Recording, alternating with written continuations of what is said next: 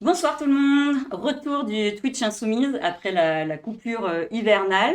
On est bien content de vous retrouver. J'espère que vous allez bien, que vous avez pris plein d'énergie pendant les fêtes, parce que vous avez bien compris qu'en cette rentrée-là, on en a grandement besoin.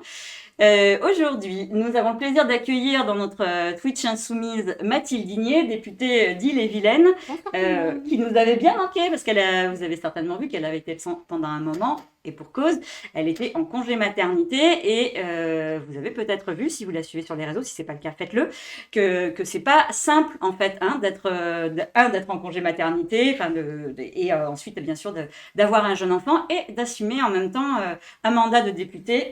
Deux jeunes enfants. Deux jeunes enfants en plus, c'est vrai, t'en as déjà un avant, qui est pas bien grand, quel âge il a le premier? Il a 3 ans. Bah voilà. Donc voilà, Mathilde va nous expliquer un peu tout ça, parce que vous allez voir que c'est très intéressant et que c'est peut-être des choses auxquelles on pense pas forcément quand on pense à la vie de député et la nécessité quand même d'exercer le mandat dans de bonnes conditions, le mandat pour lequel on a été élu. Et puis donc, Manon Meunier, députée de Haute-Vienne. Alors elle, vous l'avez vu normalement beaucoup à la télé ces derniers temps, parce que vous avez vu qu'elle était par Mons et par Vaux aux côtés des agriculteurs en colère et pour cause. Et puis là, donc voilà, elle va pouvoir nous expliquer tout ça en détail. N'hésitez pas à poser des questions dans le chat, parce que là, nous avons vraiment deux spécialistes de la question agricole et qui pourront vous répondre sur le fond à toutes les questions que vous pouvez vous poser sur cette crise, enfin crise qui n'en finit plus, en fait, on ne peut plus parler de crise, enfin, la colère en tout cas qui s'exprime actuellement. Et puis donc moi, Anne Stambach-Ternois, députée de la Haute-Garonne, et je vous parlerai notamment des derniers rebondissements autour de l'autoroute A69 et j'ai deux, trois trucs sur le sujet de l'écologie à vous, à vous pointer aussi, comme d'habitude. Et puis notre chère vice-présidente de l'Assemblée, Madame Nadège Abo-Mangoli, nous rejoindra aussi en cours de route sur ce Twitch.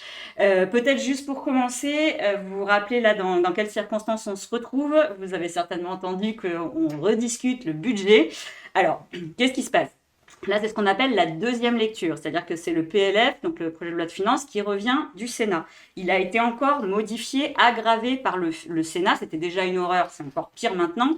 Et vous avez peut-être vu qu'on se trouve dans une situation un peu particulière parce que on a bien compris qu'il n'y aurait pas de majorité pour ce budget. Vous avez d'un côté, y compris, je crois que Horizon a voté contre en commission. J'espère que je dis pas de bêtises, mais normalement ils sont censés être alliés de la Macronie. Donc on voit bien que tout s'effrite parce que le texte est déjà passé en commission en fin de semaine dernière, commission des finances, et là en fait il arrive en hémicycle aujourd'hui. Et donc en commission, il a été rejeté, et y compris donc la première partie, je vous dis avec le vote contre d'Horizon, et la deuxième partie qui est la partie sur les dépenses. Là c'est pareil, ça c'est rejeté, je crois à l'unanimité. Voilà dans quelle situation on se trouve aujourd'hui. Vous avez peut-être vu que du coup, ce qu'on comprend bien, c'est qu'ils vont être obligés de faire passer tout ça par 49.3, alors que c'était ce que le Cornu s'était engagé à ne surtout pas faire, que le Parti Socialiste nous avait vendu comme leur grande victoire. Ils avaient obtenu ça du Premier ministre, qu'il n'y aurait pas donc de 49.3. Là, on comprend bien que ce sera le cas, ou alors il passera par ordonnance. Bref, de toute façon, ça passera en force parce qu'ils n'ont pas le choix. Et donc, je vous demande juste d'être attentifs. On va voir, il va y avoir donc probablement plusieurs 49.3. Quand, je ne sais pas vous le dire, mais c'est ce qui va probablement se passer dans les jours et semaines à venir, parce que le texte est à l'ordre du jour cette semaine et la prochaine. Et juste, vous verrez, lorsque le gouvernement met un 49.3, le Premier ministre annonce un 49.3, en fait, après, il peut choisir des amendements même ceux qui n'ont pas été discutés. C'est-à-dire qu'à partir du moment où le 49.3 arrive, on arrête les discussions, même s'il y a plein de choses qui n'ont pas été discutées du texte. D'accord? Donc là, ils peuvent choisir, en fait, faire leur petit marché dans les amendements qui leur plaisaient pas, avant d'aller redonner ça au Sénat. Ensuite, ça reviendra à l'Assemblée pour le dernier mot, vous suivez? Ok. Mais du coup, là, il faut comprendre qu'on verra à ce moment-là quels sont les termes de l'arrangement qui est en cours, tout le monde l'a compris, entre le Parti socialiste, la Macronie et les Républicains. Parce que, j'en finis là-dessus, vous avez certainement entendu le chantage qui a été fait à l'Assemblée par la voix du Premier ministre, qui a annoncé que, attention, s'il y a une motion de censure qui passe, il y aura directement dissolution. Je vous rappelle que normalement, la dissolution, c'est la décision du président de la République, pas du Premier ministre. C'est pas à lui d'annoncer ça. Et on comprend bien que l'idée, c'était de mettre la pression, notamment aux socialistes, pour être sûr qu'ils ne censurent pas. La réponse n'a pas tardé, puisque les socialistes ont tout de suite annoncé que, poulala, ils n'allaient pas censurer. Alors, en tout cas, pour l'instant, On ne sait pas ce qu'ils feront sur le budget, parce que s'il y a 49.3, nous, il y aura une motion de censure, hein, vous savez. Mais là, on a déjà déposé une autre motion de censure qui sera discutée demain et que le Parti socialiste a déjà annoncé qu'il ne voterait pas. Hein, ils font les bons élèves. Et cette motion de censure, là, je ne sais pas si vous avez tout suivi, mais on l'a déposée pour 2 raisons. Un, parce que le gouvernement Macron s'est complètement aplati devant Trump en validant en fait son attaque sur le Venezuela, l'enlèvement du président Maduro, etc., etc. Mais aussi parce que le Mercosur va être adopté. Vous l'avez entendu, ça a été décidé au niveau c'était le Conseil des ministres européen. Juste pour vous ayez conscience de la manœuvre, Emmanuel Macron avait dit, vous savez, hein, qu'on voterait contre, qu'il était contre, nanana. Nous, on a fait voter dans notre niche une résolution qui normalement oblige le gouvernement à refuser donc cet accord. En fait, ce qui s'est passé, c'est qu'il a laissé passer le fait qu'il n'y ait pas besoin d'un vote unanime. Alors que normalement c'est le cas, mais qu'on puisse avoir un vote à majorité. Donc du coup, c'est pratique, ça passe, mais lui, il peut voter contre en disant oui, vous voyez, j'ai voté contre. Bon bref, nous on dénonce cette manœuvre-là, on dénonce le fait que Emmanuel Macron finalement valide en réalité le Mercosur. Et donc c'est pour ça qu'on a déposé cette motion de censure, qui sera donc discuté demain. Et là, je vais peut-être te laisser la parole, Manon, parce que donc ça, évidemment, ça a aussi un lien énorme avec la crise en cours, la colère manifestée par les agriculteurs dans notre pays. Et peut-être juste pour l'anecdote, aujourd'hui, il y avait des grosses manifestations à Paris. Je ne sais pas si vous avez vu ça à la télé. C'est incroyable. Et tous les tracteurs ont pu rentrer dans Paris.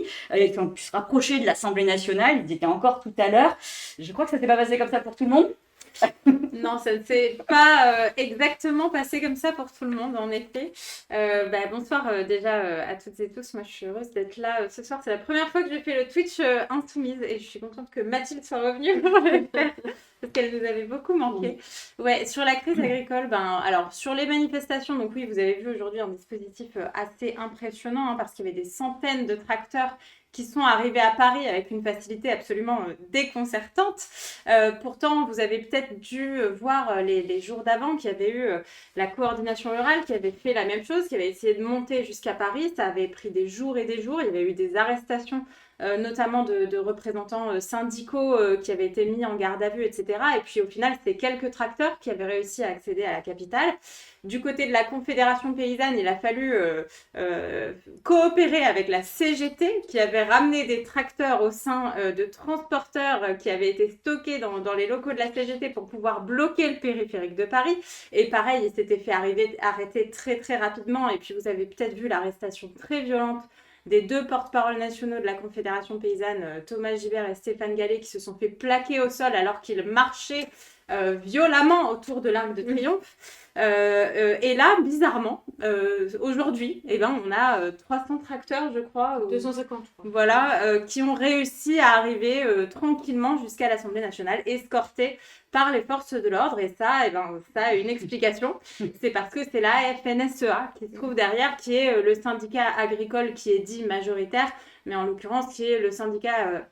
Le shadow cabinet de la ministre de l'Agriculture. Exactement. C'est à se demander qui est véritablement shadow cabinet de l'autre, en fait, parce qu'en réalité, c'est plutôt Arnaud Rousseau, qui est président de la FNSEA, qui prend les décisions, et Annie Genevard, qui est ministre de l'Agriculture, qui applique. Donc, ça explique aujourd'hui, effectivement, qu'on ait eu autant de tracteurs devant l'Assemblée nationale. Ils ont été escortés. Et on a ici un 2 poids 2 mesures du gouvernement. Ça s'explique parce que la FNSEA, derrière, alors il ne faut pas mettre tous les agriculteurs et les agricultrices qui appartiennent à la FNSEA dans le même panier, parce que la sociologie du monde agricole, elle est assez complexe. Mais le président de la FNSEA, qui s'appelle Arnaud Rousseau, lui, on le dénonce assez souvent. C'est un agro-businessman, en fait. C'est pas vraiment un agriculteur qui a des intérêts dans tout ce qui est traité de libre-échange avec le Mercosur, et en réalité qui ne fait rien pour vraiment s'opposer à ce traité, tout comme Macron, parce que je rappelle qu'Emmanuel Macron, au tout début, parce que il a quand même eu depuis 2017 pour faire quelque chose, pour s'opposer à ce traité de libre-échange. Il n'a absolument rien fait. Les premières années, il disait que c'était un accord qui répondait parfaitement à nos attentes environnementales et sanitaires. Là, vous avez vu aussi... Oui, oui, tout à fait. C'est super accord. Là, vous avez vu qu'il y a quelques semaines, il a dit qu'il était plutôt positif par rapport à ce traité. Donc, en réalité, effectivement, comme tu l'as dit, Anne, Il a mis en place les conditions jusqu'au bout pour que tous les pays puissent valider le traité, pour que lui, à la fin, puisse dire non tranquillement et se cacher derrière l'Union européenne en disant c'est pas de ma faute. C'est exactement ce qui est en cours. Alors qu'il faut le rappeler, hein, en fait, pourquoi les agriculteurs se mobilisent contre ce traité de libre-échange, c'est parce qu'en fait, ce traité de libre-échange, c'est 99 000 tonnes de viande bovine supplémentaires qui vont être importées dans l'Union européenne. Et c'est un modèle agricole qui n'est pas du tout le même que le nôtre, en fait. C'est des fermes de 50 000 bœufs aux hormones. Donc, évidemment, c'est des systèmes qui sont pas du tout mais comparables aux nôtres, où on est en moyenne sur des troupeaux où on compte 9 fois sur 10 moins de 100 vaches dans nos élevages bovins en France. On est encore majoritairement sur un modèle familial qui n'est pas... Une moyenne de 70 hectares, les fermes. Voilà. Donc ça n'a rien de comparable et effectivement notre modèle il n'est pas compétitif à l'international et on a envie de vous dire en fait c'est pas grave parce qu'il est bien meilleur d'un point de vue environnemental, il est meilleur pour la santé, il est meilleur pour les animaux, en gros il respecte bien davantage tout le système agricole en fin de compte, y compris sur des questions de salaire parce que ce qu'on dénonce souvent aussi c'est que on a tendance, enfin le gouvernement a tendance à toujours vouloir aligner le modèle agricole français par le bas sur les normes environnementales pour être toujours plus compétitif. Demain, il faudrait aussi pouvoir le faire sur les normes sociales. Si c'est la compétitivité qui nous guide, en termes de salaire pour les salariés agricoles, c'est pareil, on a des salaires qui sont mieux-disants en France. Alors jusqu'où on va aller à toujours s'aligner par le bas, c'est des questions qu'on se pose. C'est pour ça que nous, on ne veut pas baser notre politique agricole sur la compétitivité internationale, on veut baser nos politiques agricoles sur du protectionnisme, accepter en fait que l'agriculture et la souveraineté alimentaire de la France, ça a un intérêt fondamental et que ça mérite d'arrêter d'être mis en concurrence en permanence à l'international et dans des logiques de libre-échange à outrance. Il y a une question là qui dit comment on peut faire... Avez-vous des propositions pour essayer de contenter et réunir l'ensemble du monde agricole? Mais je pense que c'est un peu ce que tu dis. Enfin, le monde agricole, il est hétérogène. Donc, en fait, oui, il y a une partie du monde agricole qui est pas vraiment opposée fermement au Mercosur, mais parce qu'ils ont aussi des intérêts chez les viticulteurs. Il y en a beaucoup qui exportent, donc il y a aussi parfois des intérêts pour eux. Et je pense que c'est difficile de se dire qu'on pourrait contenter tout le monde agricole, parce qu'il y a quand même des intérêts qui sont différents selon certaines productions. Après, ce qu'on voit, c'est que tous les syndicats sont quand même opposés au Mercosur. Bon, est-ce que la FNSEA s'est pas réveillée aussi un peu tard? C'est un peu parfois les questions qu'on se pose, quoi, quand on voit là leur grosse mobilisation et tout ça, mais...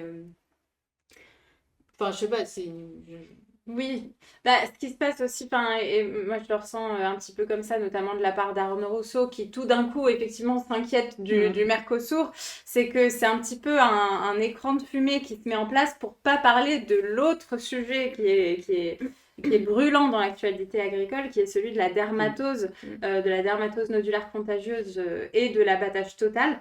Vous en avez certainement entendu parler aussi, hein, c'est l'un des mots d'ordre premiers des mobilisations agricoles et des points de blocage. La dermatose, je rappelle, c'est une maladie qui concerne les bovins, qui a explosé en France il y a 7 mois maintenant. C'était en Savoie et en Haute-Savoie. Nous, le groupe Insoumis, on a été les premiers à se mobiliser sur le sujet parce qu'on est allé sur place, en fait. Moi, j'étais sur les fermes. Il y avait aussi Sandrine Nosbé, il y avait Jean-François Coulombe, Mathilde qui suivait également le sujet. On était plusieurs mobilisés. Et dès le départ, on a dit, en fait, l'abattage total systématique, ça peut pas être une réponse proportionnée parce qu'on n'est pas sur une maladie qui est transmissible à l'homme. La dermatose, c'est pas transmissible à l'homme. Et puis surtout, l'abattage total d'un troupeau, c'est vraiment le plus violent de ce que vous pouvez faire subir à un éleveur. C'est faire perdre des années et des années, voire des générations et des générations de liens créés avec le troupeau, de sélection génétique, de travail. Et en fait, c'est pas une réponse proportionnée. Et nous, dès le départ, donc ça fait 7 mois maintenant, on a proposé d'élargir rapidement la vaccination, puisque c'est ce que disent les scientifiques en fait, c'est ce que disent les autorités européennes sanitaires, que la solution la plus efficace c'est la vaccination, et de passer sur un abattage partiel. Et en réalité, Annie Genevard a attendu très longtemps, donc la ministre de l'Agriculture a attendu très longtemps avant de mettre cette solution d'élargissement de la vaccination en place. Il aura fallu qu'on en arrive au fait de l'Ariège, donc vous avez dû voir d'une extrême violence. Vous aviez les CRS sur la ferme, parce qu'en fait, en Ariège, il y a eu un cas positif sur une ferme, et il y a des éleveurs qui ont voulu se battre pour pas subir l'abattage total de leurs troupeaux. Il y a énormément d'éleveurs, et y compris de citoyens et citoyennes, qui sont venus en soutien et qui étaient très nombreux sur la ferme. Et ça a donné des images très violentes. Alors les services de l'État qui retournaient les tracteurs dans les champs et les voitures au début pour pouvoir accéder jusqu'au site. Et puis après, des gazages sur place, des quarts de CRS partout pour venir faire de la répression sur place. Nous, on nous disait même, parce que je me suis rendue sur cette ferme ce jour-là, les services de l'État nous disaient qu'ils étaient en train de mettre en place, ils avaient réquisitionné la salle des fêtes pour mettre en place un hôpital d'urgence. Donc c'est-à-dire qu'ils savaient que ça allait finir au carnage, et ils étaient prêts à en aller jusque-là pour aller pouvoir abattre les vaches qui étaient là, quoi. Donc on questionne aussi grandement le gouvernement sur ces réponses, qui ne sont que des réponses de répression depuis le départ, et qui font en réalité plus monter la colère du monde agricole qu'autre chose. Et il aura fallu en arriver là pour que le lendemain, justement, Arnaud Rousseau, président de la FNSEA, fasse une petite vidéo pour demander à ce qu'on puisse peut-être élargir la vaccination, et à ce que l'élargissement de cette vaccination se fasse enfin. Ouais. Merci beaucoup, Manon. Et il y a quelqu'un qui te disait, qui te félicitait tout à l'heure. Bravo, même les gens de la CR parlent bien de toi. C'est vrai que moi j'ai testé, je parlais de toi à des agriculteurs, ils te connaissent tous. Mais effectivement, parce que ce qui est super intéressant, ce que tu racontes très bien, c'est que Manon elle a fait un énorme travail de terrain de longue date auprès de tout le monde, et en portant justement nos propositions qui, elles, étaient prévues, donc comme tu l'as dit très bien, depuis longtemps. On va peut-être donner la parole. Ah oui, pardon, j'ai pas vu. Il y a une question. Ah oui, bonne question. Le blocage au Parlement européen, oui, tout à fait. C'est l'un des outils. Alors c'est pour ça, il ne faut pas du tout considérer que la bataille contre le Mercosur est terminée. Au contraire, il nous reste des éléments. Bon, on l'a rappelé, donc nous, on a déposé une motion de censure. Déjà, pour envoyer un signal fort au niveau du gouvernement, parce que en fait, la France, elle a un rôle diplomatique absolument fondamental à jouer au sein de l'Union européenne. Nous, on dit même, en fait, il faut en arriver à un stade où si ce traité part, on peut menacer de cesser la contribution de la France au budget de l'Union européenne. C'est parce qu'il en va de la souveraineté alimentaire de l'UE, donc c'est un sujet à ne pas négliger. Et nous accueillons Nadège. Bienvenue. Donc ça, c'est la première chose, et effectivement le premier outil au niveau français, et donc encore une fois, c'est à Emmanuel Macron de s'y opposer. Et puis au niveau du Parlement européen, effectivement, on y travaille aussi beaucoup. Manon Aubry est très mobilisée notamment sur ces sujets, la présidente du groupe, et il y a 2 opérations en cours. Donc déjà la saisine de la Cour de justice de l'Union européenne, parce qu'on considère que ce traité aujourd'hui, il ne respecte pas les conditions en fait voulues par l'Union européenne, qu'il est illégal par rapport aux conditions dans lesquelles ça se passe, y compris démocratiquement. Donc il y aura un vote au sein du Parlement européen pour décider de cette saisine de la Cour de justice. C'est pour ça que c'est très important de maintenir la pression politique, y compris sur les députés européens. Et puis bien sûr, il y aura un vote final aussi sur le traité, et ça risque de se jouer à pas grand-chose. D'où l'importance des mobilisations agricoles en cours, et d'une convergence plus large aussi, que nous, en tant que citoyens et citoyennes, on puisse aussi soutenir ces mobilisations et montrer notre opposition au Mercosur, parce que rien n'est encore joué, il ne faut pas lâcher. Il y a quelqu'un qui dit que le macronisme est tellement au bout que la seule réponse qu'ils ont, c'est la répression. Oui. Et c'est tout à fait vrai. Là, on le voit très bien, y compris avec les agriculteurs, enfin contre les agriculteurs. Parce que je rappelle quand même que Darmanin, il avait dit à une époque, on ne va pas envoyer la détresse du monde agricole par les CRS.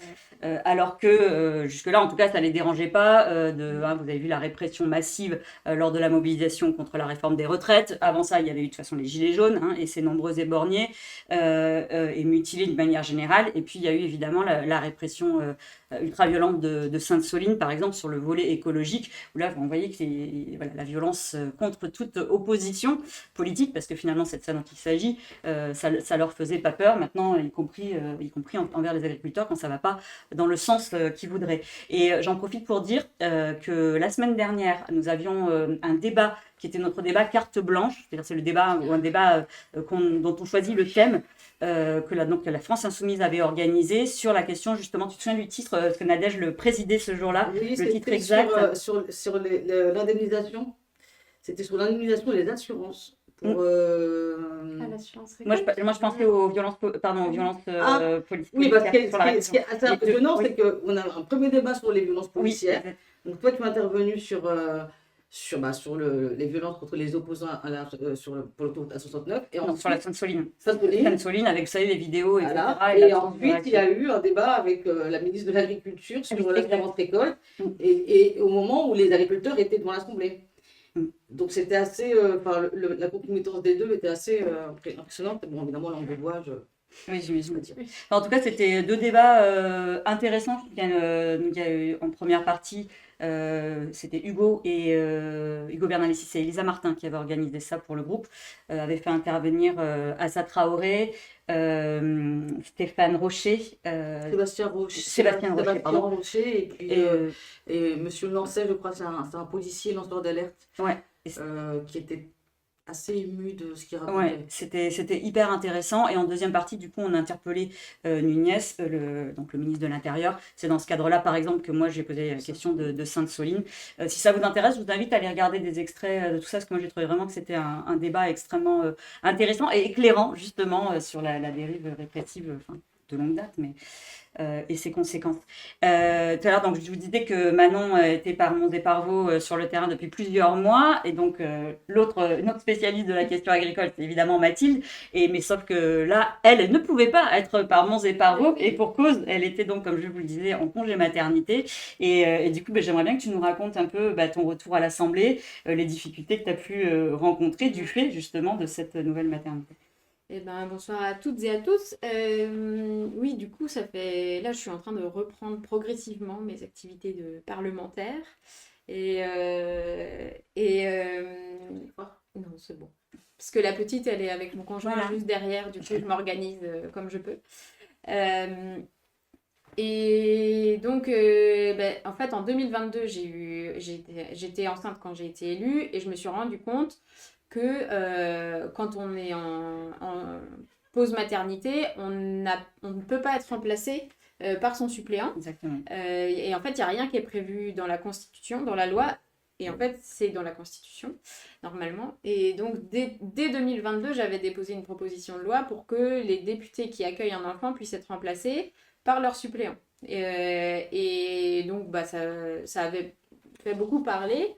Et donc là, je suis retombée enceinte en 2025. Donc, même problématique. Et là, on a redéposé la proposition de loi.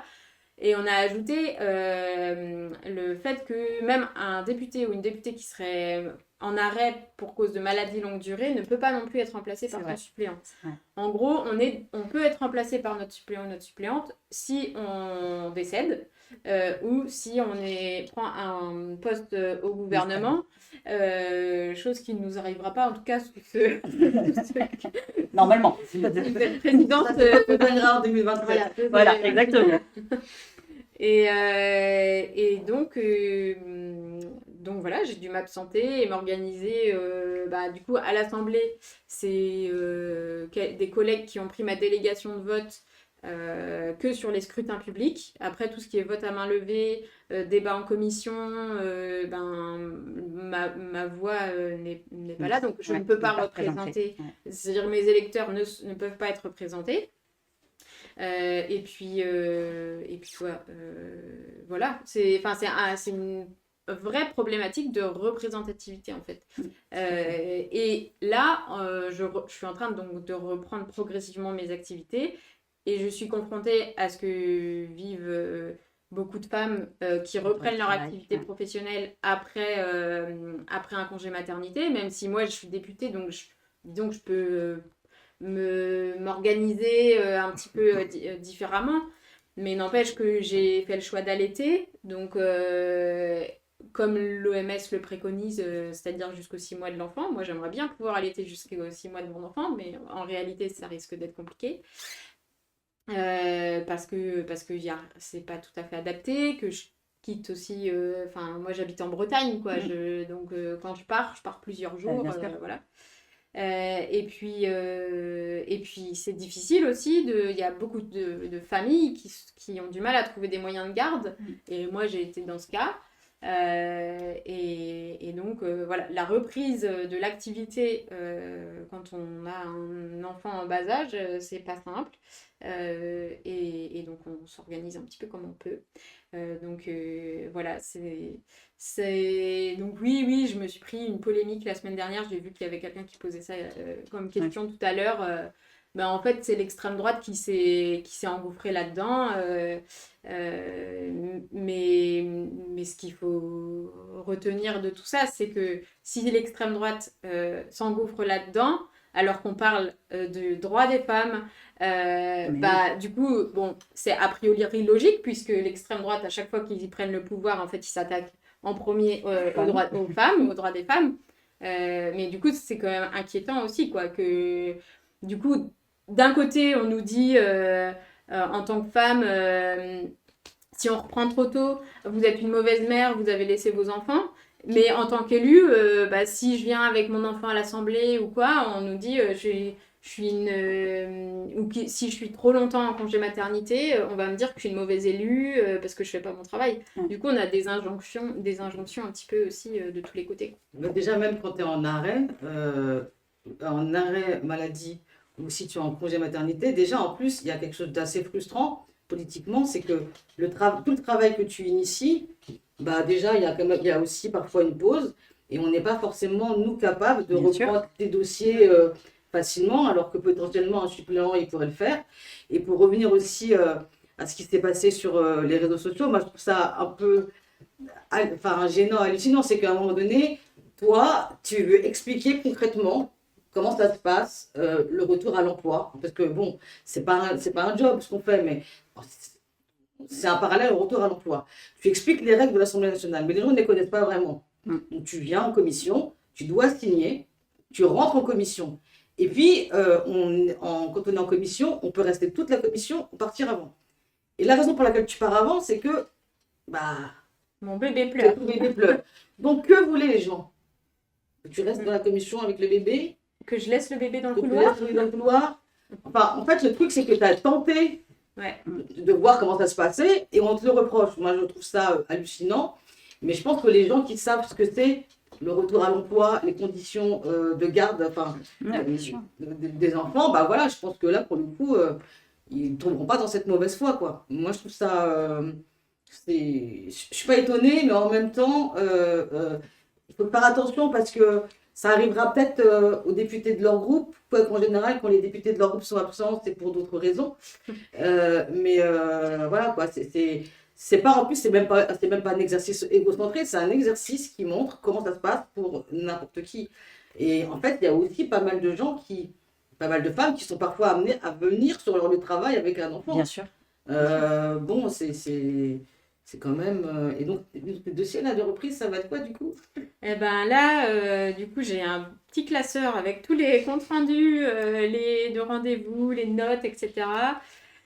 Donc, Faite par ton équipe pendant faite ton par absence. mon équipe pendant mon absence. Donc, c'est une petite organisation à voir. Et donc là, je suis sur les sujets agricoles avec Manon. Et puis, donc Egalim aussi, c'est un peu lié c'est lié aux questions agricoles aussi, sur la juste rémunération des agriculteurs.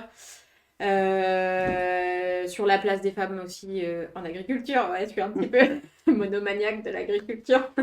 Non, mais il y a d'autres sujets. Après, moi, sur ma circonscription, j'ai eu des sujets autour de projets miniers, autour de la question de l'eau, de la qualité de l'eau.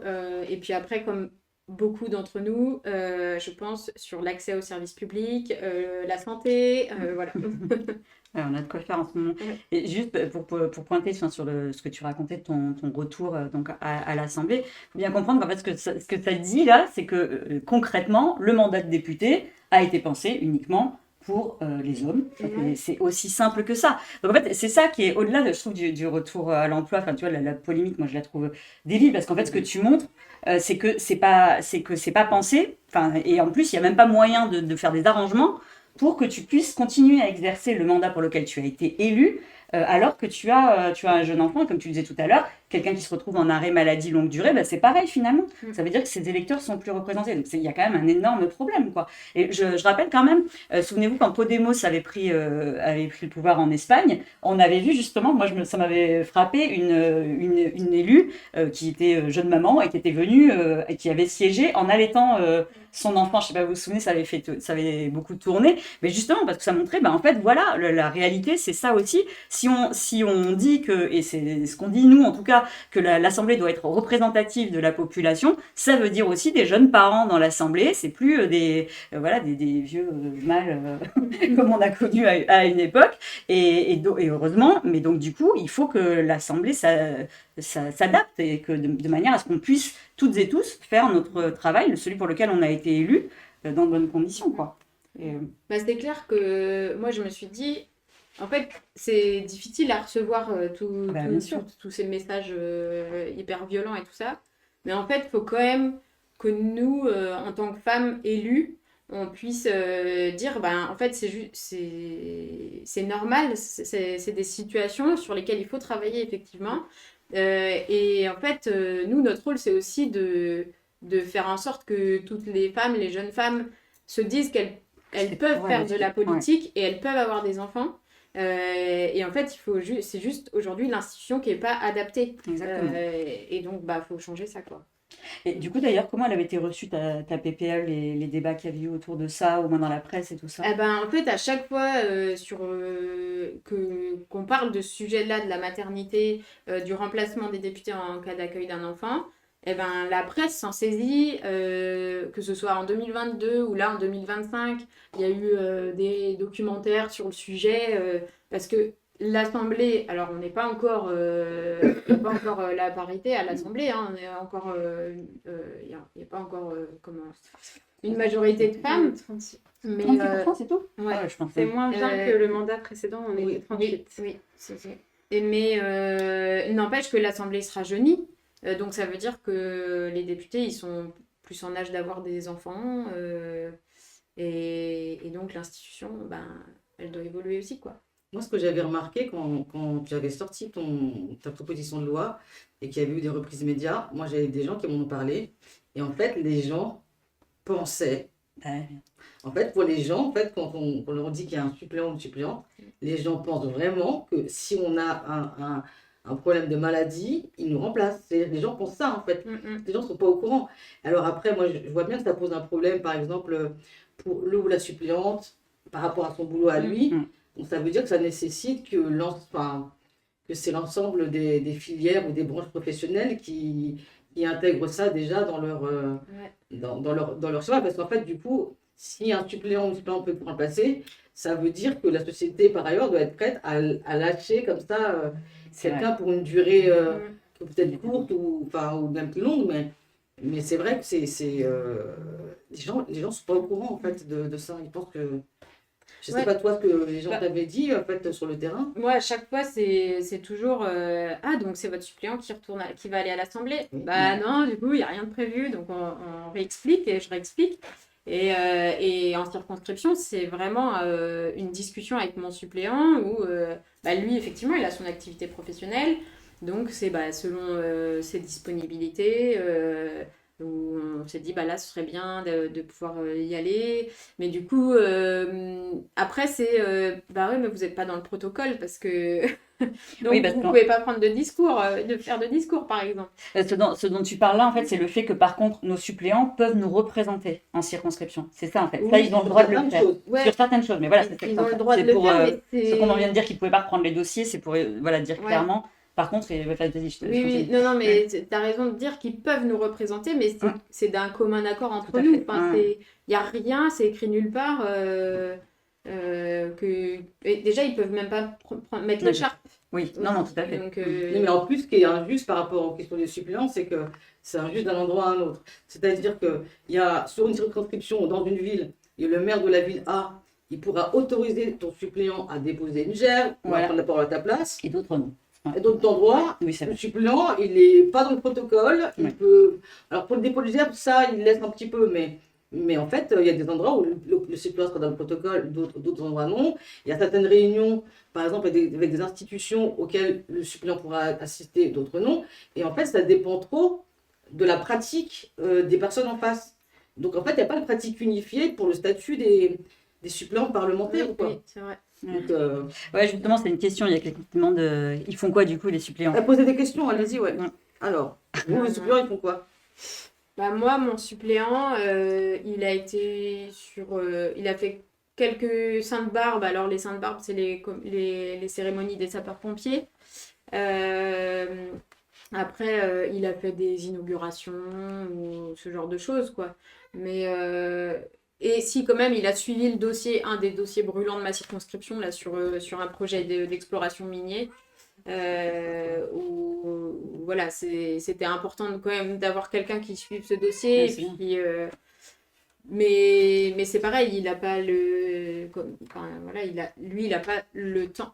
Son temps n'est pas dédié à l'activité parlementaire. Oui, il est bénévole du coup. Ouais, c'est du militantisme là. C'est ça. Ouais, c'est du militantisme. Oui, parce que c'est ce que disait Mathilde au début, mais techniquement, ils n'ont aucune obligation. En fait. Donc, ils font quoi? Ils sont suppléants sur le papier et ils sont mobilisés qu'à partir du moment où nous, on prendrait effectivement un poste au gouvernement ou si on est élu maire aussi et qu'on lâche...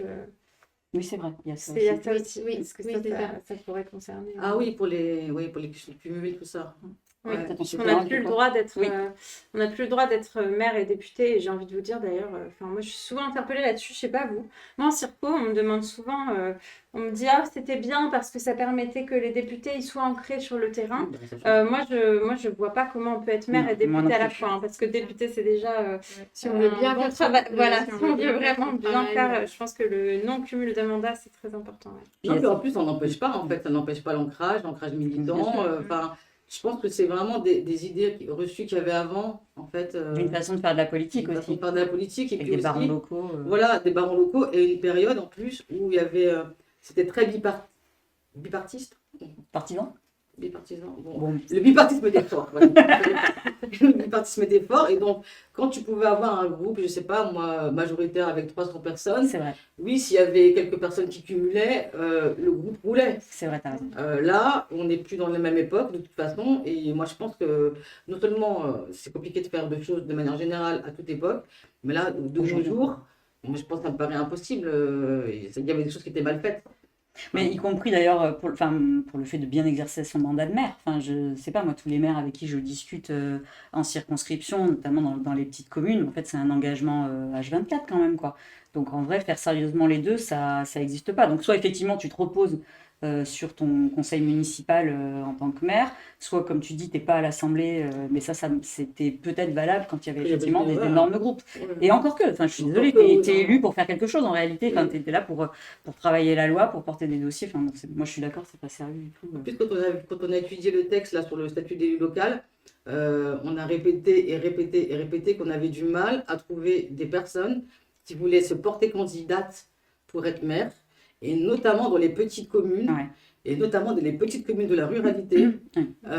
Donc, le cumul avec un poste de député, alors dans les grosses villes, j'en parle même pas. Donc, ça doit être une pratique du mandat qu'on a du mal à imaginer, nous, en fait. Ouais, franchement, moi, Et du coup, alors, il y a une incompréhension sur le chat. Il y a quelqu'un qui dit, donc si je comprends bien, vous parlez toujours des suppléants, en disant ils travaillent les sujets pour que la sénatrice. Alors nous, on est députés, sénateurs, sénatrices, c'est ceux qui sont au Sénat. Donc on est à l'Assemblée nationale, c'est des députés, mais tout ça, on est tous des parlementaires. Et juste pour dire, voilà, puisse mieux en parler, non, en fait, ça c'est le travail de nos équipes. c'est-à-dire nos assistants parlementaires. On a tous des équipes qu'on a constituées et eux, effectivement, ils travaillent les dossiers pour nous aider justement à en parler, à prendre des positions, apporter des propositions, etc. etc. Alors, par exemple, pour illustrer un cas concret, moi, mon suppléant est aussi, je l'ai aussi embauché en tant que collaborateur. Voilà, il y en a d'autres pour qui c'est le cas. Donc lui, effectivement, il fait ce travail-là de préparation des dossiers, etc., mais en tant que collaborateur, pas en tant que suppléant. À côté de ça, comme tu racontais Mathilde, des fois, il va me représenter. Là, par exemple, en ce moment, c'est les vœux dans les circonscriptions, donc c'est les maires font leurs vœux, etc. Il y en a plein en même temps, et donc du coup, souvent on se répartit. Il va me représenter au vœu d'un maire pendant que moi je suis au vœu d'un autre. Ça permet de garder le contact, de dire bonjour, madame la députée, vous ne pouvez pas être là aujourd'hui, mais on est là. Vous voyez, ça permet de garder le lien avec le terrain, les élus locaux, la population, et puis aussi donc sur les cérémonies. Mais c'est tout ce qu'il peut faire en tant que suppléant. Et encore une fois, dans la limite des possibilités, parce que des fois, il y a des mairies qui ne vont pas accepter que le suppléant soit là, porte une gerbe, etc. Donc ça dépend. Mais le travail de vraiment parlementaire, c'est, ouais, t'inquiète pas, dis pardon, député, c'est pas grave du tout, c'était juste pour pas qu'il y ait de malentendus. Mais oui, du coup, le travail qui est fait sur les dossiers, c'est en tant que collaborateur et pas en tant que suppléant. Et du coup, on fait une petite dédicace à Sarah Legrain. Mais oui, bien sûr. Qui vient d'annoncer là qu'elle se mettait en retrait un petit peu, en pause maternité. Donc, merci. On pense à toi. On pense à Sarah si et puis qu'elle profite bien de cette pause aussi maternité. Je crois qu'elle va avoir du mal à décrocher. Alors, du coup, moi, j'ai eu vraiment beaucoup de mal à décrocher. Ouais, mais c'est pour ça que j'ai dit ça pour Sarah, parce que je sais que... Et c'est peut-être pour ça d'ailleurs que mon bébé est né 4 jours après le terme. Et 4 jours après, il était bien. Ouais, elle était bien au chaud. Ah ouais. Et puis, difficile de lâcher prise, mais c'est aussi difficile de reprendre, si je vais être honnête. Ouais, non, mais du coup, comment ça s'est... Parce qu'en fait, du coup, tu as suivi la bataille budgétaire. Non, mais en plus, moi, j'ai eu... j'ai accouché début octobre. Et en septembre, je me suis aussi pris... il y a une polémique de facho parce que il faisait une fête du cochon. Ah oui, je me souviens. Et moi, j'ai rien contre les cochons. C'est pas ça le problème. Mais du coup, ils invitaient des gens qui avaient fait des affiches racistes possibles. Enfin, c'était... Et donc, juste le dernier mois avant que j'accouche, quoi. Donc, je me suis pris... Et en fait, ils faisaient une fête du cochon sur ma circonscription. Donc, il fallait quand même que je le dénonce, quoi. Oui, je me souviens. Passer ça. Avis aux fachos, en fait, on peut faire des fêtes du cochon, en fait... Et alors, en fait, c'est ridicule, hein, le truc de faire une fête, genre pour... tu sais, ça devient le symbole de... allez vous faire voir les musulmans. Non, mais franchement, c'est grotesque. Oui. Les musulmans ne vous demandent pas d'arrêter de manger du cochon. Et d'ailleurs, il y a même des éleveurs de porcs qui ont fait il y a un article qui est sorti en disant... Enfin, en gros, les éleveurs, ils dénoncent le fait que l'extrême droite utilise le cochon comme un étendard, quoi. Voilà. Donc, je me suis pris ça juste... Avant de ne pas décrocher à la plus grande prématurée. Non, mais moi, en tout cas, on est très contente de te revoir. Oui. Voilà. Je suis contente de revenir et de vous voir. Voilà. Est-ce qu'on a fait le tour des sujets? Est-ce qu'il y avait des questions auxquelles on n'a pas répondu? Moi, j'ai pas parlé de la 69. Ah oui, non. Ah, si, en fait, c'est fini là ou pas? Non, parce qu'il y a un truc que moi, j'ai pas compris. Ah oui. Non, je suis pas repartie chez moi. Je suis retournée à mon bureau. Voilà. Parce qu'en plus, on peut suivre la commission depuis notre bureau. Surtout que là, en l'occurrence, c'était l'audition. Il n'y a pas de vote. Il n'y avait pas de vote. C'était l'audition de Clément Beaune au commissaire au plan. Donc, c'est quoi, en fait, le commissaire au plan? Eh bien, justement, bonne question. Là, on peut se poser la question. Ouais. Non, mais non, je suis pas rentrée chez moi. Surtout que j'habite en Bretagne, donc je m'amuse pas à faire des allers-retours. Voilà, donc non, je suis... J'informe aussi les gens qui ont suivi que, en fait, il nous arrive parfois d'aller à 2 commissions en même temps. Oui, aussi. C'est-à-dire de venir, par exemple, prendre la parole dans une commission, courir dans l'eau. Et dans laquelle on n'a pas le droit de vote, parce qu'en fait, on est chef de file sur un texte, et ensuite aller à une autre commission, pour le coup, parce qu'il y a l'examen d'un texte et pour laquelle on a un droit de vote. Donc, Alors, on n'est plus à l'image. Vous nous entendez quand même? c'est dommage, vous manquiez une image éblouissante. Et si les insoumis députés sont élus maires, oui, le siège de député est repris par le suppléant ou la suppléante. Voilà. Justement, c'est l'un des rares rôles des suppléants. Non, mais en fait, ils sont quand même à quelque chose, les suppléants. Surtout que nous, en fait, comme on est des insoumis, on est des députés militants, la plupart de suppléants sont des militants. Donc voilà, donc faut pas. Mais c'est vrai que franchement, il pourrait y avoir un petit C'est devenu un évolution. podcast. C'est ça. C'est bien aussi les podcasts. Les caméras, la caméra est en grève. Ah ouais, oui, l'exploitation en fait. Oui, il est quasiment 21h. Là, on vous entend. C'est devenu. Ok. On a répondu à toutes les questions ou pas? Ouais, ça on a répondu. Pour information, il y a des équipes derrière qui sont au taquet pour essayer de remettre l'image. Et Merci à vous. Tu dis tu peux être dans 2 commissions en même temps, mais tu peux être aussi en commission et dans l'hémicycle. Oui, C'est typiquement tout à l'heure, alors, après les questions de gouvernement, il y avait la délégation droits des femmes qui auditionnait un certain nombre d'experts sur l'égalité professionnelle. Moi, j'étais oratrice pour le groupe La France Insoumise. Et en fait, il y avait comme en même temps en hémicycle, il y avait un vote solennel. J'ai pu donner une procuration de vote pour qu'un collègue vote pour moi. Donc, j'ai pu faire mon intervention. Et donc, ensuite, après le vote solennel sur les JOP 2030, il y a eu la motion de rejet sur le PLF. Là, il n'y a pas de délégation de vote. Donc, la réunion de délégation s'est terminée, j'ai couru et j'ai raté le vote. Voilà, il y a des choses. La réalité. Qui arrivent. Et parce qu'en plus, là où j'avais la réunion de délégation, c'était à 10 minutes, non, peut-être pas 10 minutes quand même, à 5-6 minutes de l'hémicycle. Donc j'ai couru, mais pour rien. Donc voilà, un petit exemple de vie de député où en fait les commissions sont parfois en même temps que ce qui se passe en hémicycle. Donc si ça se passe bien, le président de la commission de la délégation fait une interruption. Donc moi, en délégation droits des femmes, il a fait une interruption pour que 2 députés qui n'avaient pas de procuration puissent aller voter. Mais pour la motion de rejet, c'est pas possible. Voilà. Ouais. Et du coup, on est revenu à l'image en plus. Est-ce que ça vous va si je fais quand même un petit point sur la 69?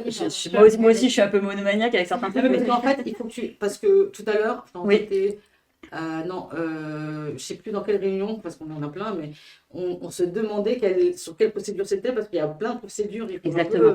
Alors en fait, il y a 2 procédures en même temps. Donc déjà, pour résumer, juste pour rappeler, l'autoroute A69, j'imagine que vous avez tous entendu parler, c'est l'autoroute, le projet d'autoroute, parce qu'elle n'est pas finie encore, entre Toulouse et Castres. C'est en gros une 50aine de kilomètres. Ils prétendent gagner quelques minutes avec ça. Ils disent 25, c'est n'importe quoi. Hein. Au mieux, ça sera une dizaine et encore. Le péage sera hyper cher. Je crois que c'est un aller-retour pour 20 €. C'est n'importe quoi pour 50 bornes. Et surtout, c'est ultra destructeur. Ça détruit des centaines d'hectares de terres agricoles, de zones naturelles, dont des zones humides, etc., etc. Ça détruit et ça attaque des espèces protégées. Tout ça pour longer une route nationale qui existe déjà et qu'on aurait pu réaménager, mais les alternatives n'ont absolument pas été étudiées comme il faut. Ça longe aussi une voie ferrée. Donc c'est pour dire qu'il y avait vraiment des tas d'autres possibilités. Donc vous ne laissez pas croire quand on entend oui c'est pour désenclaver Castres, etc. En vrai il y avait plein d'autres possibilités. Bon, déjà Castres n'est pas enclavé, c'est prouvé, mais bon c'est un autre sujet. Bref, il y avait plein d'autres possibilités. J'en viens au fond. Donc là vous savez qu'il y a une lutte contre ce projet de longue date avec des collectifs très engagés, des élus locaux, etc., etc. Et que en février dernier, le tribunal administratif de Toulouse avait tranché en disant que cette autoroute était bien illégale dans le sens où elle retirait en fait l'autorisation environnementale qui lui avait été donnée, et en fait en disant que, pour faire simple, la raison officielle c'est qu'il n'y avait pas de raison impérative d'intérêt public majeur. Bon, en gros, ce que ça veut dire, c'est que les dégâts écologiques étaient trop importants par rapport aux intérêts qu'on prétendait gagner. Ok ? Donc c'était une décision très forte, ça a fait un branle-bas de combat politique phénoménal, on les a tous vus à cran, et d'ailleurs j'aurai l'occasion de vous en reparler puisque le projet de loi simplification revient, youpi, on va avoir la commission mixte paritaire la semaine prochaine, je laisse là ça pour aujourd'hui, mais dans ce projet de loi qui était un gros fourre-tout, ils ont calé plein de facilitations justement à déroger aux droits de l'environnement et à permettre justement qu'on facilite l'installation de routes, d'infrastructures diverses, aussi de data centers, etc., etc. Je ferme la parenthèse. Mais bon, c'est pour dire que ça a été vraiment un traumatisme pour eux, surtout que c'était super bien argumenté. La décision disait bien, voilà, justement, la biodiversité notamment est beaucoup trop impactée, notamment, je parlais tout à l'heure des zones humides, on est sur une zone où il y a de la sécheresse de plus en plus forte, hein, comme partout de toute façon avec le dérèglement climatique. Bref, c'était une grande victoire pour les opposants, une grosse défaite donc pour le gouvernement notamment qui soutient ce projet, pour la région Occitanie, avec Madame Delga aussi qui est à fond derrière. Bref, ce qui s'est passé, c'est que bien sûr, ils ont fait appel, l'État a fait appel, il en a le droit, et la Cour d'appel s'est prononcée définitivement donc le 30 décembre, donc en pleine période de Noël, donc personne n'a rien suivi là-dessus, c'était fait pour, hein, soyons clairs, je pense. Et là, donc la Cour d'appel est revenue sur cette décision en disant que finalement l'autorisation a été redonnée, alors avec une argumentation très faible, je ne détaille pas aujourd'hui, mais si ça vous intéresse, je vais faire très prochainement une vidéo longue pour expliquer tout ce dossier, et je comparerai un peu les deux décisions pour que tout le monde y voit plus clair. Mais en gros, vraiment, c'est vraiment pas au même niveau. Et puis surtout, c'est rare en fait qu'une cour d'appel, en fait, le propos revienne complètement sur le travail d'un tribunal administratif. Donc, l'autoroute se poursuit et je précise quand même qu'en cours de route, les travaux avaient été autorisés à se poursuivre. Donc, vous voyez bien qu'on est dans un passage en force permanent. Donc les opposants lâchent rien, là ils vont porter ça devant le Conseil d'État, mais encore une fois pendant ce temps-là les travaux se poursuivent. Mais il y a eu un deuxième dossier, là où il y a eu des victoires, c'est le volet pénal. Et là, tenez-vous bien, en fait, c'est là encore une fois les militants, les citoyens qui ont dénoncé, vous avez peut-être vu des vidéos qui montraient en fait que le chantier, non seulement il est catastrophique, mais en plus il déborde largement de l'emprise sur laquelle il est autorisé, par la fameuse autorisation environnementale. Mais c'est pas qu'un peu, hein, c'était plus de 40 hectares, là même on serait plus à 50, peut-être même ça déborde, et il faut vous rendre compte que c'est 10% de l'emprise totale du truc. C'est énorme. Et donc là, c'est des dégâts qui sont faits où il n'y a aucune mesure de compensation. Alors les mesures de compensation, c'est une catastrophe, mais pareil, j'y reviendrai à l'occasion, mais au moins ils ont le mérite d'exister. Là, il n'y a même rien qui est prévu puisqu'ils n'avaient pas le droit de déborder comme ça. Or, ils ont bétonné, pareil, il y a une zone humide qui est affectée, donc évidemment, c'est des atteintes à la biodiversité, et ça, c'est pour le coup, c'est complètement illégal puisque c'était pas autorisé à la base. Normalement, ils auraient dû faire une demande d'autorisation supplémentaire pour faire ça. Et donc là, c'est là-dessus que le tribunal, du coup là c'est le tribunal judiciaire, parce que là c'est du pénal, c'est pas du droit administratif, qui s'est prononcé donc hier soir, en disant qu'effectivement il y avait des atteintes à l'environnement énormes sur ce qui était dénoncé, hein, la cinquantaine d'hectares, supplémentaires qui n'étaient pas autorisés, et donc la juge a demandé l'arrêt immédiat des travaux sur cette zone-là, pas sur le tracé principal, et sinon elle a même augmenté par rapport à ce qui avait été demandé par le procureur, elle a dit qu'il y aurait 20 000 € par jour d'astreinte s'il ne respectait pas l'arrêt immédiat. Voilà, elle a même dit que elle a un peu invité les associations à regarder s'il n'y avait pas d'autres débordements, mais c'est pour dire, moi ce que je veux pointer derrière là, c'est le fait que l'État laisse faire. Rien à cirer. Il a fallu que les opposants montrent tout ça pour que la préfecture dise il faudrait que vous regardiez quand même si vous débordez pas un petit peu du tracé prévu. Enfin, c'est juste une honte. Ils laissent passer en force, faire tout ce qu'ils veulent. C'est déjà un chantier destructeur. C'est encore pire et ils en ont rien à cirer, clairement. Et là, il y a même un autre truc en cours, c'est qu'ils essaient de faire des travaux la nuit pour aller le plus vite possible. Parce que normalement, ils sont censés livrer l'autoroute à cet automne. En vrai, c'est pas possible. Mais oui. Non, mais bon. Bref, mais en tout cas, leur idée, c'est d'aller le plus vite possible parce que de toute façon, notamment, il va y avoir une décision du Conseil d'État. Comprenez bien que du coup, leur objectif, c'est que l'autoroute, elle soit finie ou quasi finie à ce moment-là pour que si le Conseil d'État dise, non, en fait, il y a un gros problème avec cette autoroute, elle n'aurait pas dû être autorisée, ils puissent dire, c'est trop tard. Et voilà. Il y a quelqu'un qui demande si les travaux se poursuivent et qu'elle a c'est ce que j'ai posé comme question. Et en fait, c'est déjà arrivé, il y avait une route, comme ça, c'était à Pont-Sainte-Maxence, il y a... Ouais, c'est ça, il y a quoi, il y a 1 ou 2 ans, je ne veux pas dire de bêtises, où justement, l'autorisation environnementale avait été annulée, mais la route était finie. Elle est finie.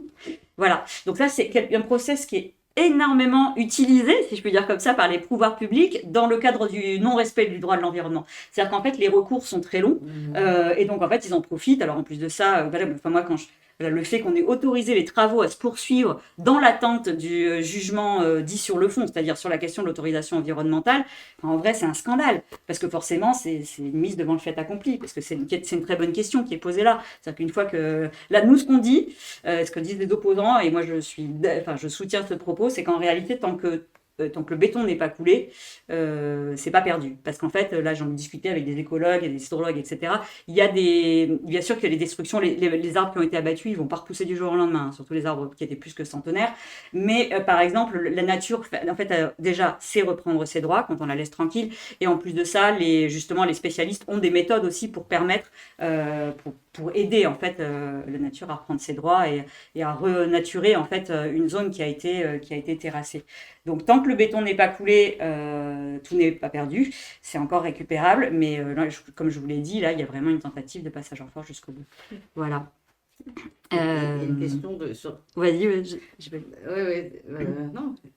D'après une enquête d'investigation, il semblerait que cet acharnement serait pour récompenser, entre guillemets, des aidants de l'une des deux campagnes présidentielles. Effectivement, c'est ce que démontre l'enquête d'investigation que vous citez. Ce qui est sûr, c'est que derrière, il y a des intérêts privés. Enfin, c'est toujours la même histoire. Là, en l'occurrence, on sait très bien que c'est Pierre Fabre, donc, qui est décédé aujourd'hui, mais du coup, derrière lui, son entreprise qui veut depuis longtemps son autoroute. D'ailleurs, pour aller, parce que le siège de l'entreprise Pierre Fabre, c'est des produits, par exemple les marques Aven, Chlorane, si je dis pas de bêtises. Enfin voilà, c'est une énorme boîte parapharmaceutique.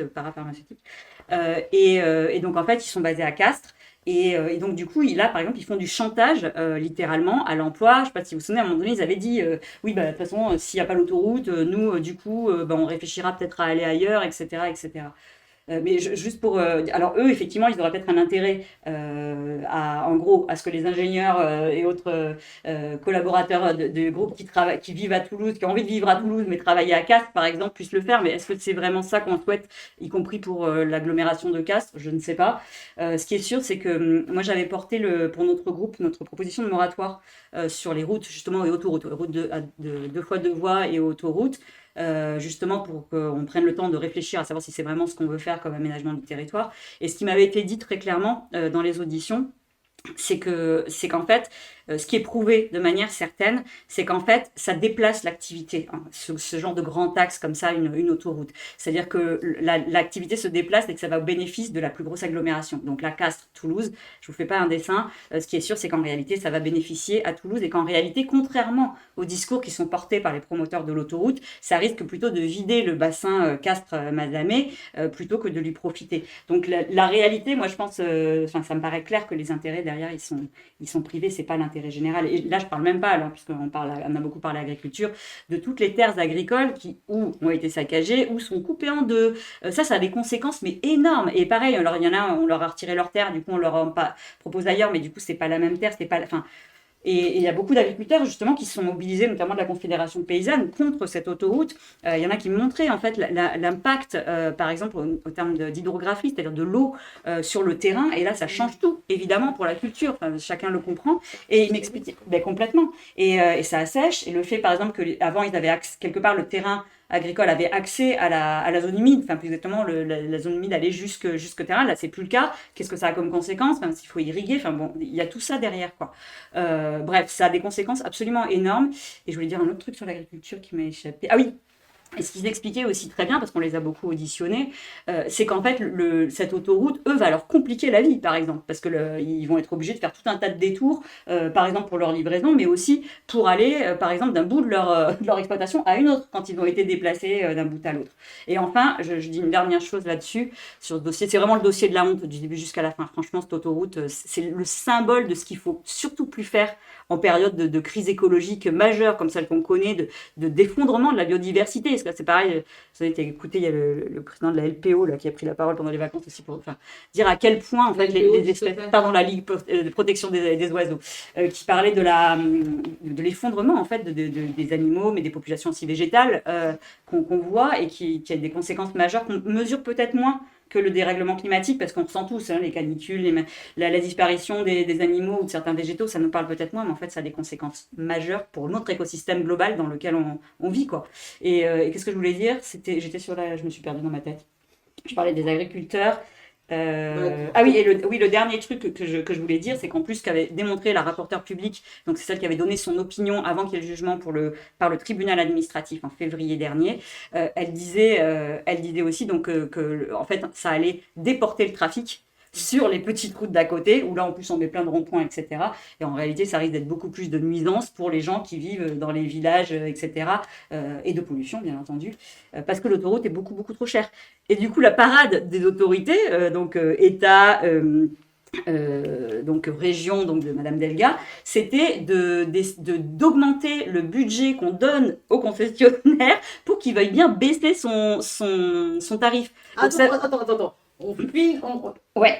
Le public donne de l'argent du privé pour qu'il gère ses tarifs. Oui, c'est ça. C'est-à-dire C'est que Madame Delga, ça? Oui, Madame Delga et l'État, enfin, le gouvernement. C'est l'idée que les contributeurs. Sponsorisent. Oui, exactement.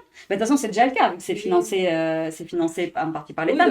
Mais effectivement, c'est augmenter le budget pour que le concessionnaire veuille bien baisser son péage, pour que ça soit pas trop un fiasco, donc pour que lui aussi s'y retrouve à la fin. Vous vous rendez compte du truc? Et ça, c'est nous, les contribuables, qui payons. C'est pas un fiasco du début à la fin.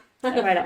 Donc on lâche rien, n'hésitez pas à suivre les collectifs qui continuent à se battre contre ça. Je pense à La Voix est libre, mais il y a aussi donc la Confédération paysanne locale, il y a Attaque aussi locale. Enfin, bref, il y a beaucoup de gens très mobilisés, les avocats sont au top et il faut suivre ce qui va se passer au Conseil d'État. Et voilà, si vous pouvez, rejoignez la lutte, parce que je pense que c'est une lutte exemplaire en termes de projet politique, en fait, de ce qu'on peut faire, ce qu'on veut faire dans le pays aujourd'hui avec la situation écologique qu'on connaît. C'est-à-dire que moi, je dis pas, personne ne dit qu'il faut plus rien aménager, qu'il faut plus qu'il y ait de route. Mais la question, c'est qu'est-ce qu'on veut, comment on aménage le territoire. Parce qu'il y a plein d'autres projets comme ça. Planifier. Mais voilà, il faut planifier. Parce que ce qui n'est pas pensé du tout, je l'avais vu aussi quand je travaillais sur le moratoire, là, c'est qu'en fait, il n'y a pas du tout d'impact global de tous ces projets. C'est-à-dire qu'on les décide localement. Donc, tu as ça, tu as le Lyon-Turin, tu as ça là-bas, tu as telle autoroute là-bas. Il y en a plein, en fait, des projets de contournement d'autoroutes en ce moment qui sont contestés. Vous pouvez suivre la déroute des routes si le sujet vous intéresse aussi. Ils font un énorme travail, justement, sur tous ces gros projets qui sont contestés. Et en fait, à chaque fois, on les autorise localement en disant, mais non, on en a absolument besoin localement. Mais si vous additionnez tout ça, ça a un impact absolument c'est de la démagogie localiste, en fait. Alors, pour le coup, moi, je suis pas hostile à la décentralisation, mais enfin, vraiment, clairement, on voit qu'à chaque fois qu'il y a des projets d'aménagement, on laisse tel baron décider sans harmonie avec ce qui se fait immédiatement à côté, sans harmonie avec, je sais pas, en fait, un projet de territoire global et même un projet national. En fait, il y a pas de pilotage. Effectivement, ce que tu disais, c'est qu'il faut de la planification. Et c'est pas juste laisser à la main à Carole Delga parce que tu comprends. Pierre Fabre et compagnie. Enfin, puis en plus, après, ça écœure les gens. C'est clair. Ça écœure les gens, en fait, de découvrir après que finalement, la région va financer une boîte privée, que Pierre Fabre fait du chantage à l'emploi. Enfin. Ouais, Et en plus, j'ai oublié de dire un truc aussi, pour ceux quand on n'habite pas loin, ce qui est mon cas, on voit bien que en fait, la route nationale qui existe déjà, je vous en ai parlé, donc l'autoroute longe, en fait, elle est c'est pas qu'elle n'est pas utilisée, mais enfin, franchement, il n'y a rien qui justifie une autoroute. Je vous assure je l'ai prise des tas de fois où des fois il n'y a personne, quoi. Donc en vrai, il est fort possible que de toute manière, cette autoroute, elle soit pas du tout largement, pas utilisée au point, en tout cas, que les promoteurs essaient de le dire. On aurait donné un peu d'argent, on aurait donné de l'argent. Oui, c'est ça. Un projet qui va être un fiasco, ça j'en suis absolument persuadée. C'est la définition du grand projet inutile. Exactement. Voilà. Je ne sais pas quelle heure il est. Il est l'heure 21h15, je ne sais pas si vous avez mangé, mais pas moi. Non. On va terminer l'émission. Non plus, il n'a pas mangé. On l'entend. Est-ce qu'il y a autre chose? Oui, tout à fait, une campagne présidentielle. Qu'est-ce qui dit une campagne présidentielle, peut-être? Oui. On vient juste d'avoir l'information que samedi à Paris, donc je pense que c'est dans d'autres endroits en France, samedi à Paris, une grande manifestation en soutien au peuple iranien qui se fait massacrer dans le blackout imposé par le régime islamiste théocratique et autoritaire de la République islamique d'Iran. Donc nous, on exprime notre plein soutien aux Iraniennes et aux Iraniens qui se battent pour leur liberté, pour leurs droits démocratiques et sociaux et pour leur souveraineté nationale. Et évidemment, on exprime notre solidarité et notre opposition à celles et ceux qui voudraient s'ingérer et décider du destin des Iraniennes et des Iraniens à leur place. Donc c'est le 17 à Paris et c'est au Trocadéro. Voilà, à 15h. On y sera. Bon, merci à toutes et à tous de nous avoir rejoints encore cette semaine. J'étais contente de vous retrouver. Merci Manon, merci Mathilde d'être venue. Merci à tout le monde et bonne rentrée. Ouais. À bientôt. À bientôt. Ah, c'est à Panthéon, ça a changé. Ah. Bah, tout à l'heure, c'était au Trocadéro. Bon, voilà, l'organisation des collectifs. On Voilà. mettra toutes les infos sur les réseaux. Ouais, on mettra ça. À la semaine prochaine. Il y avait Troca.